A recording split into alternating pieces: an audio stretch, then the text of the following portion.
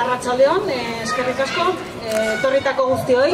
Gogoratu behar dugu, gaurko prentsaurreko herrikoi hau deitu dugula, Etxarriko udalak maiatzaren 10ean udal batzak erabaki zuela herri galdeketa bat egitea Etxarrin eta horretarako tramite ofiziala egitea. Eta gauza da, Nafarroako gobernuak uko egin diola galdeketa hori tramitatzeari eta agindu digula osoko bilkura hori bertan bera uzteko.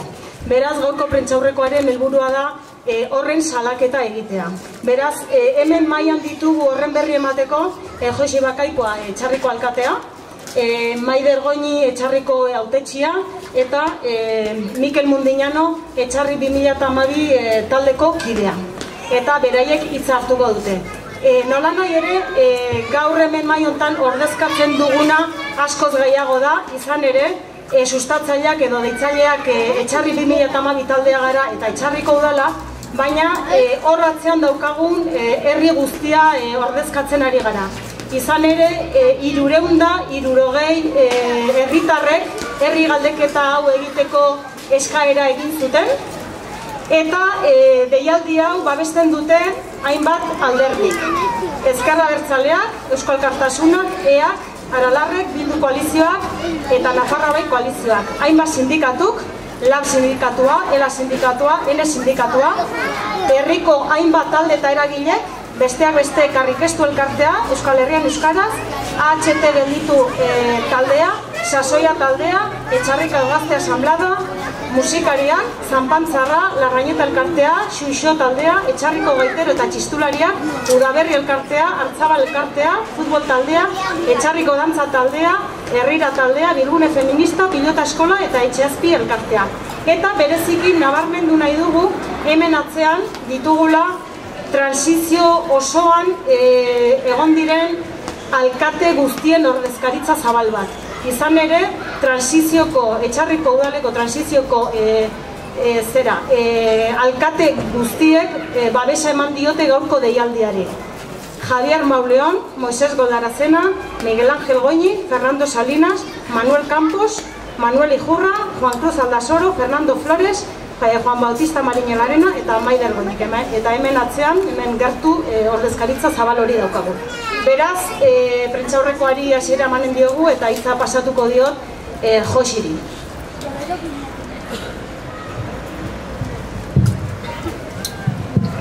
Atxaldeotan. Aurretik ondo aipatu bezala, hasiera emango diogu. Hasiko naiz, Etxarriko udalaren adierazpenak orain arte emandako urratsen inguruan. Apirilean, Etxarriko udalek 360 herritarren eskaera jaso zuen. Erabakitze eskubideari buruzko herri galdeketa egiteko beharrezkoa den prozedura administratiboa indarrean jar dezan. Udalak egin beharreko konsulta juridikoak egin zuen, eta herri konsultak arautzen dituen foru legeak zehazten duen prozedura administratiboa indarrean jarri zuen. Alegia, urriaren 28ko 27/2002 foru legea herri konsultak arautzen dituena. Horretarako, maiatzaren 10ko osoko bilkuran, Etxarriko udalak erabaki zuen autodeterminazioari buruzko herri galdeketa bat egiteko prozedura hori indarrean jartzea. Nabarmendu nahi dugu, erabaki hori gehiengo osoz hartua dela. Bildu eta Nabaiko hautetxien aldeko botoekin.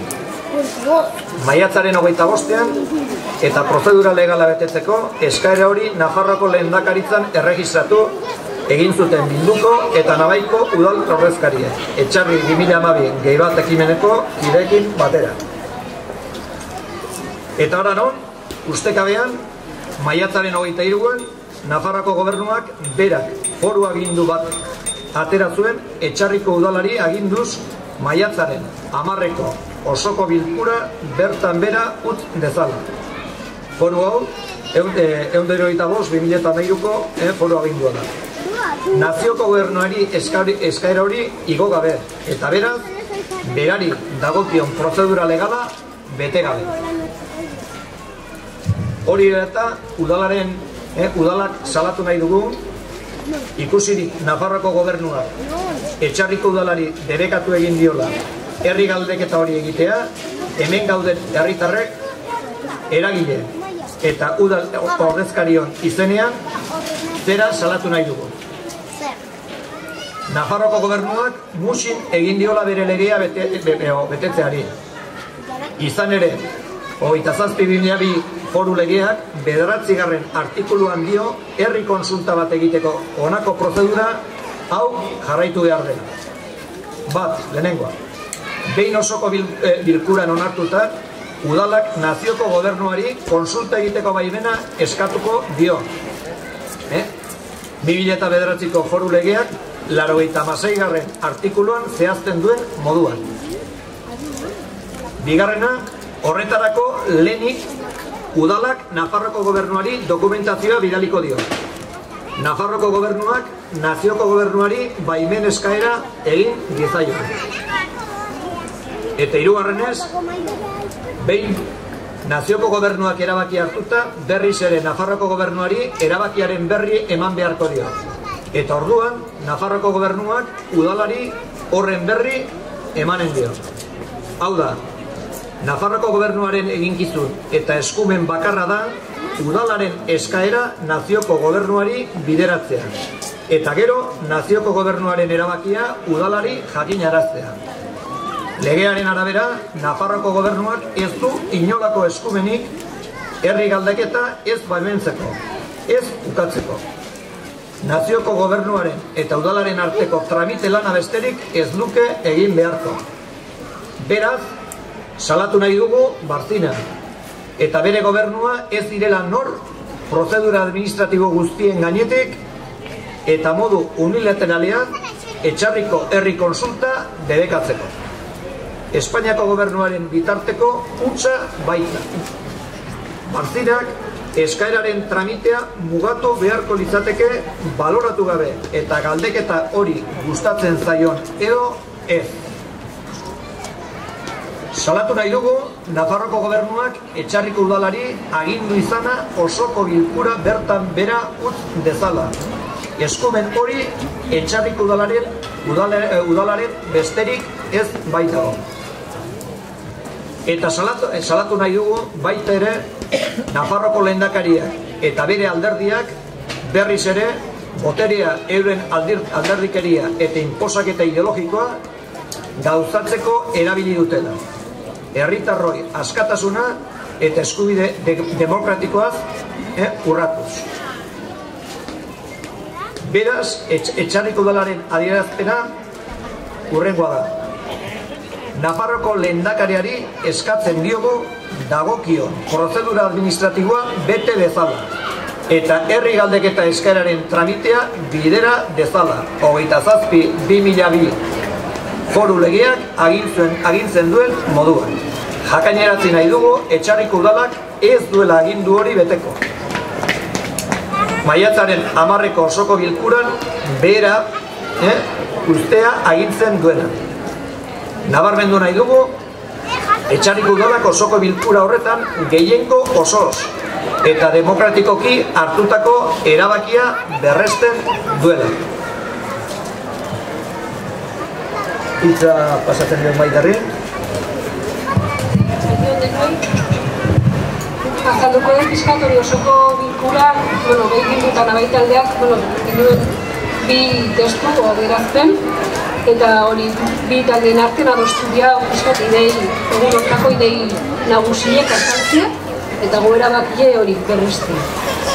Erabakitzeko eskubidea herrien oinarrizko giza eskubidea da, eta gaur egun autodeterminaziorako eskubidea nazioen gutuna bezalako nazioarteko dokumentu garrantzitsuenetan jasotzen da.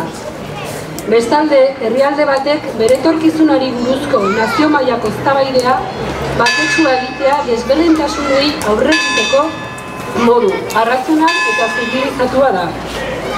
Hala izan da Kanadako Quebec lurraldean eta Suedia eta Nobergearen arteko disoluzioaren kasuan. Eta hor daukagu baita ere Eskoziaren adibidea.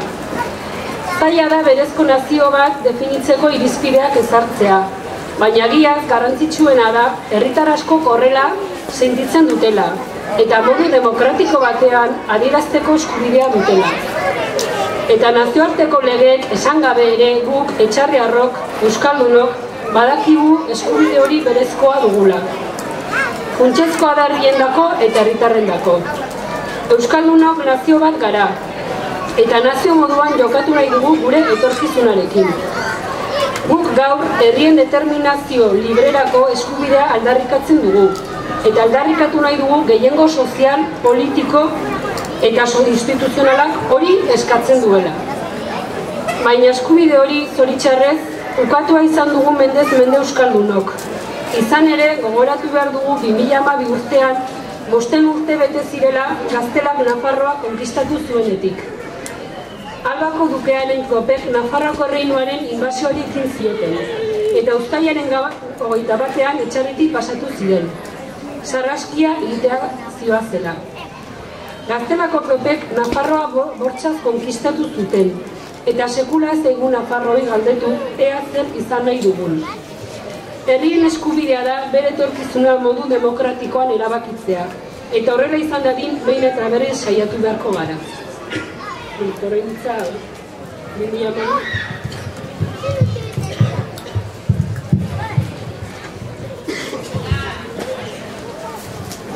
Etxarri 2012 gehi bat ekimenak, otsailean martxan jarritako zer ekimena, dinamika herritar bat da. Erabakitzeko eskubidearen alde gure herrian lanean ari dena. 2013an erabakitzeko eskubidea jarri nahi izan dugu Etxarriarron eskura. Ariketa demokratiko bat bultzatuz. Benetako demokrazia batean oinarri behar lukeen eskubidea praktikara eramateko asmoz. Horregatik jarri genuen martxan galdeketa prozesua. Erreferentzia eta aterkia eskainiz herri osoan dinamika honen inguruan garatu ahal diren ekimen ezberdinei. Baina zergatik erabakitzeko eskubideren dinamika gure herrian. 2012 urtean gure iragana gogoratuz eta egun oraindik ere herri garela aldarrikatuz pasa genuen. Herri honen etorkizuna, herri honetako herritarren esku dagoela aldarrikatzea da hemendik aurrerako erronka. Aldarrikapen prepolitikoa delako, oinarri demokratiko bat sortzearen aldekoa eta sentsibilitate guztien topaleku. Erabakitzeko eskubideren defentsa jardun demokratikoa delako. Erabakitzeko eskubidea nazioarteko legedian jasotako eskubide demokratiko eta unibertsala delako. Zer da demokratikoagoa herritarrei bere etorkizuna erabakitzeko hitza ematea baino. Hau argi eta garbi esan da, erabakitzeko eskubidea Etxarri bezalako herri batean, modu praktiko batean aurrera eramateko eskaera egin genuen hainbat herritarrek pasaden maiatzean. 360 herritarrek udalagintariei galdeketa prozesua martxan jartzeko eskaria egin genien. Udalak eman beharreko pausoak eman ditu, eta orain Nafar gobernuari dagokio indarrean dagoen lege demokratiko bat betetzea, gure eskariari bide ematea. Demokraziari muzin eginez ordea, badirudi Nafarroko gobernuak egindako eskusartzearekin ate guztiak itxi egin direla. Ba ez da pentsatu ere, orain arte egin bezala herritarrak abian jarriko ditugu. Atxikimendu pertsonal eta taldekakoak metatuz eta antolatuz erabakitzeko eskubidearen norabidean. Begirunezko jokaera barne hartzaileaz eta era positiboan lanean jarraituko dugu. Erabakitzeko eskubidearen inguruan herritarrak batzeko asmoz eta bi printzipio nagusitan. Aniztasuna eta askotarikotasuna. Ezberdinen arteko gogokidetasuna bilatuz eta ekintza bateratu eta eraginkorrerako jokaleku egoki eta erosoa sustatuz. Herria gara, erabakitzeko eskubidea daukagu eta etorkizuna herri honetako herritarren esku dago, Etxarriarron esku. Eutsi Goiari.